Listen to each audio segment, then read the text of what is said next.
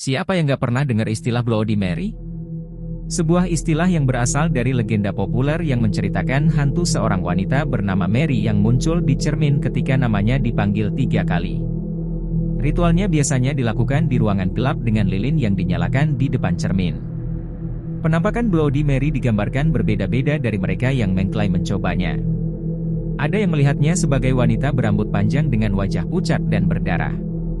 Ada juga yang melihatnya sebagai sosok yang mengerikan dengan mata yang kosong dan mulut yang terbuka lebar.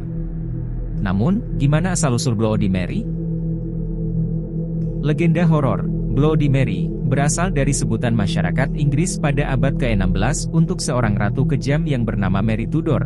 Mary sangat berpegang teguh pada ajaran Katolik dan melampiaskan kebencian yang mengakar dalam dirinya terhadap Protestan kala itu dengan menghukum mati banyak sekali orang yang beragama Protestan di Inggris kala itu dengan cara-cara yang kejam, seperti pembakaran di tiang pancang, penyiksaan, dan pembatasan kebebasan.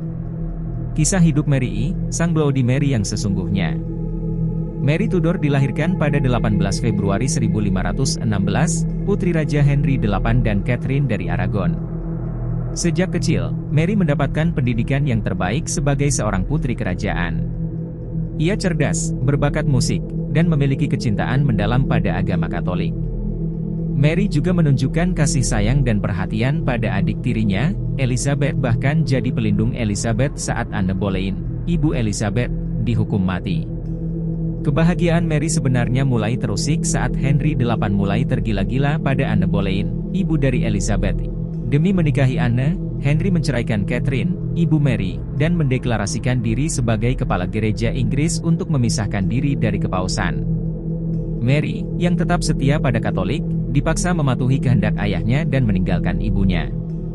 Pada 1547, Henry VIII meninggal, meninggalkan tahta untuk Edward VI, putra Anne Boleyn. Mary, sebagai putri dari pernikahan yang dibatalkan, disingkirkan dari garis suksesi. Apalagi Mary adalah seorang wanita sehingga tidak dipertimbangkan sebagai penerus tahta.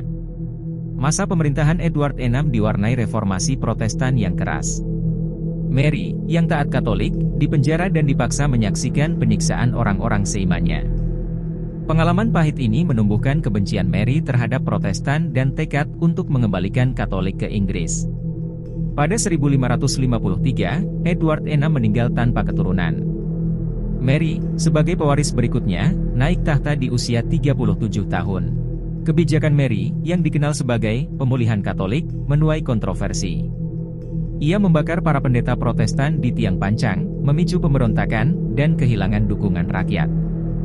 Julukan Bloody Mary pun melekat padanya.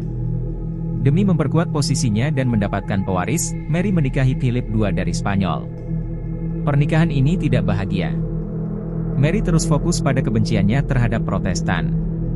Keberadaan Philip II juga menimbulkan kebencian dari rakyat Inggris yang tidak menyukai campur tangan Spanyol dalam urusan kerajaan.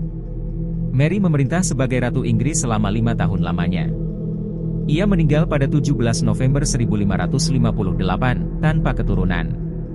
Tahta selanjutnya diwarisi oleh adik tirinya, Elizabeth, seorang Protestan. Akibat kekejaman Mary, ia mendapatkan kebencian dari rakyat Inggris pada masa pemerintahannya. Perpecahan agama di Inggris, yaitu di antara Protestan dan Katolik, juga jadi makin parah.